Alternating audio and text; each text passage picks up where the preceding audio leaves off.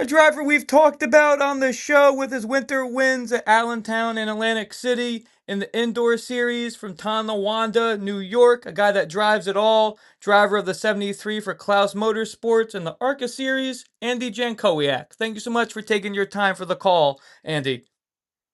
Yeah, happy to be here. Of course. Last time we spoke was the day before the ARCA Daytona race. A lot has happened since then. Daytona, you get unfortunately caught in that wreck early, but battle back for a P6 finish. After finishing a couple laps down in Phoenix, you rebound with a P4 finish in Dega. How were you honestly feeling going into Kansas?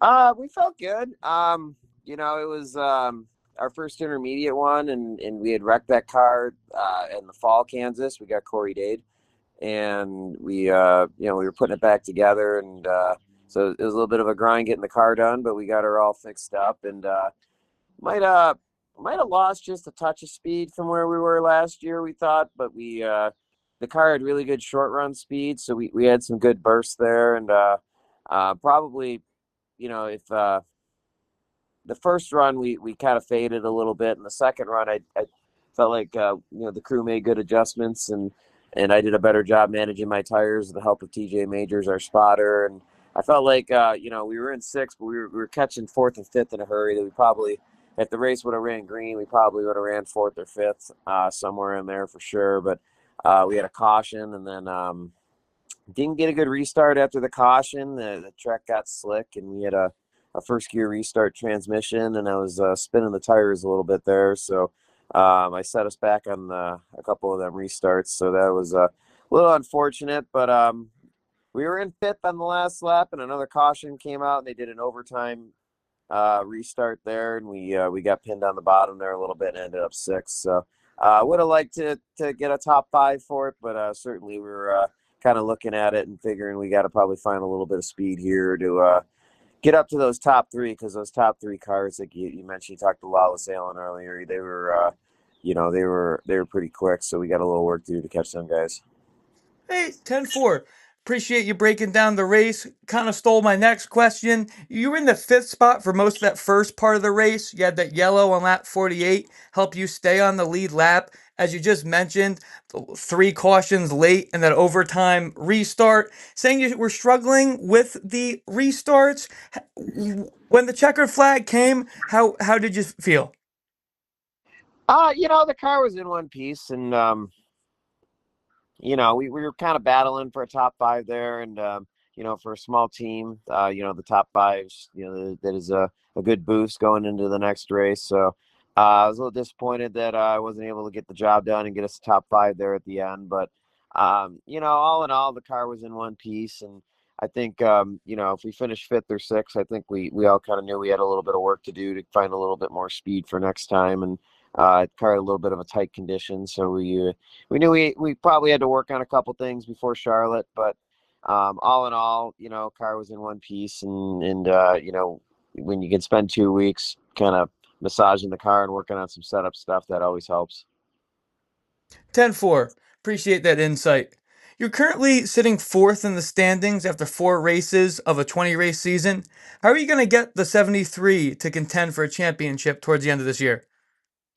Well, we it's not our plan to run the full season as of the moment. We're looking for Okay, some sponsorship help if we were going to do that, but gotcha. we're definitely going to the next two. If we were leading the points after Michigan, I don't know that the ownership group at Class Motorsports would look at it differently or not. That would be a judgment call for sure. But certainly with some sponsorship help, I know it's something that we take a look at. So, we kind of had a plan going into it. We were going to run the first six plus Rockingham, which is an East race. So technically, Michigan will be our seventh race, and we kind of prioritized our sponsorship budget towards those races. So, we'll kind of make an assessment and see. We do have a car that could go to, I think Berlin's the week after, and then I believe they go right up to Elko.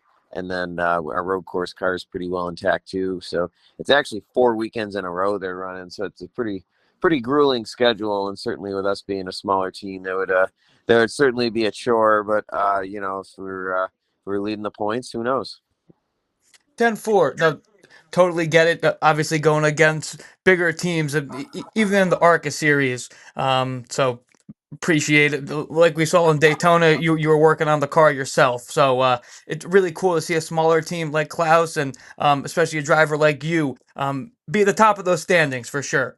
Charlotte in 2 weekends, like Kansas, is another mile and a half. Any goals for Charlotte?